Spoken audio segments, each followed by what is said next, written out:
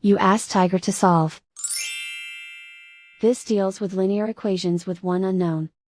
The final result is f equals 85/4. Let's solve it step by step. Group all constants on the right side of the equation. Add 69/4 to both sides.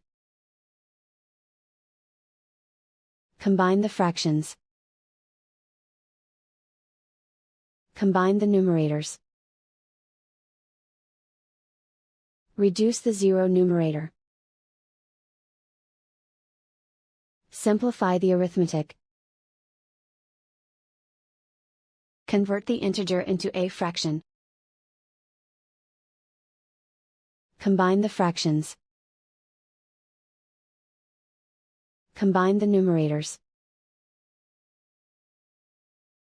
And so the final result is f equals 85/4.